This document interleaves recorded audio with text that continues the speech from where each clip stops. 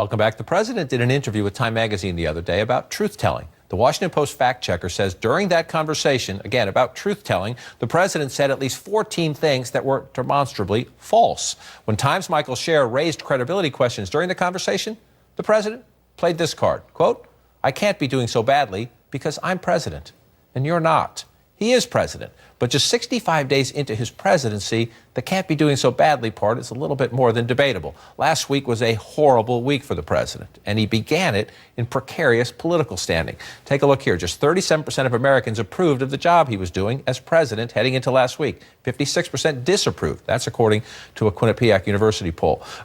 I can't believe those numbers are any better entering this week if 37 was the beginning of last week. I want to get to the credibility issue, but just moments ago, we were having a conversation earlier about the lack of Republican unity in these organizations that have been spent the last 8 years opposing President Obama, and they're say no organizations. Well, the president this morning just tweeted, Democrats are smiling in D.C. that the Freedom Caucus, with the help of Club for Growth and Heritage, have saved Planned Parenthood and Obamacare.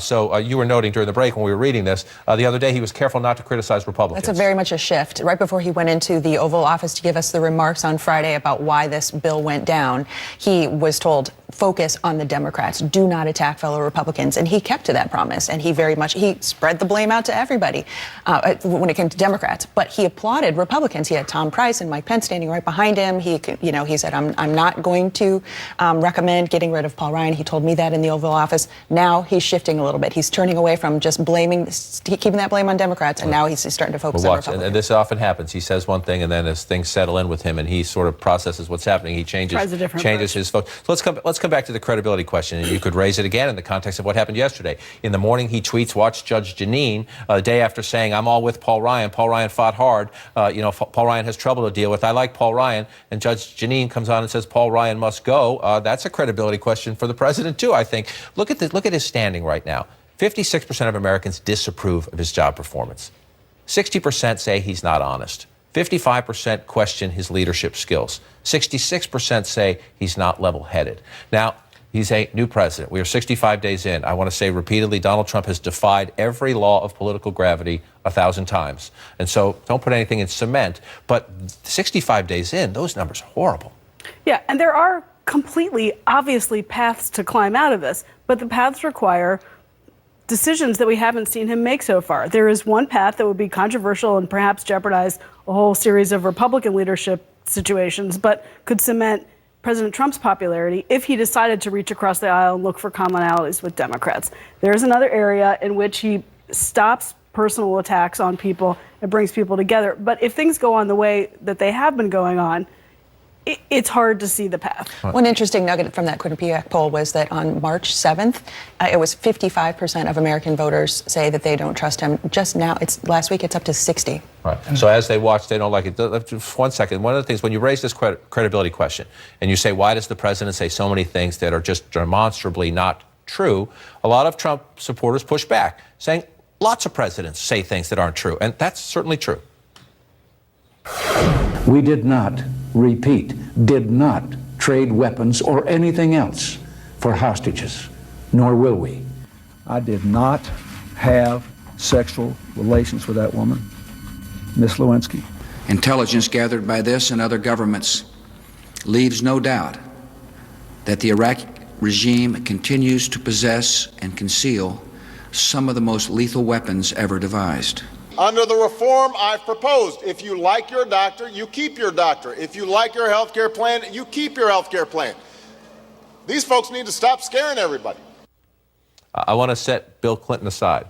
It was about a personal issue, and that was a lie, what he said in the Roosevelt Room that day back then. But I want to make this distinction and tell me if you agree that yes, President Reagan was not telling the truth when he said we didn't trade arms for hostages. George W. Bush was not telling the truth when he said Saddam Hussein had weapons of mass destruction. The President of the United States was not telling the truth, President Obama, when he said if you like your plan, you can keep your plan. His aides insist. He was told at the time that that's what was going to happen. But there's a difference between saying Ted Cruz's father helped kill Kennedy, right? There's a total difference. And then crediting the National Enquirer. Well, don't blame me. I read it in the National Enquirer. Right. There's a whole scale of truth here that is entirely different. When President Bush was saying those words, I was actually in the same room. He was, it was the beginning of the Iraq War. He believed what he was saying at the time. He got faulty intelligence, as we learned later. I mean, the New York Times editorial page endorsed that. They agreed with that.